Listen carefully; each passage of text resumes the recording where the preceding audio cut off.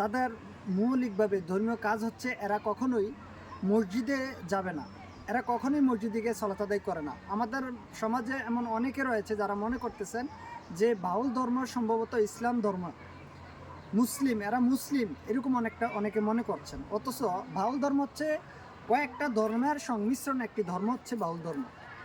এবং তাদের যে মিশন, তারা কখনোই দেখবেন না যে কোনো মসজিদে গিয়ে তারা সালাত আদায় করে, এবং তারা 5 ওয়াক্ত সালাত তারা আদায় করে না। এবং কি তারা মুসলিমদের যে ধর্মীয় যে অনুষ্ঠানগুলি রয়েছে, যেমন ঈদের সালাতে এরা উপস্থিত হয় না।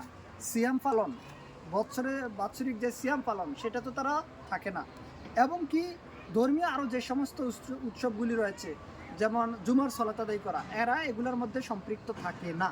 এবং কি মুসলিমরা যেভাবে বৈধ পন্থা, যেভাবে বিবাহ বন্ধনে আবদ্ধ হয়, বাউল কখনোই ওইভাবে বৈধ পন্থা বিবাহ বন্ধনে আবদ্ধ হয় না, বরং এরা নারী পুরুষ একাকার হয়ে সংমিশ্রণে এরা এদের জীবনধারাকে পরিচালনা করে। তাহলে মুসলিমদের সাথে এদের কোনো মিল নেই। এরা না হিন্দু না মুসলিম, এরা না খ্রিস্টান, এদের সাথে আমাদের কোনো সম্পর্ক নেই।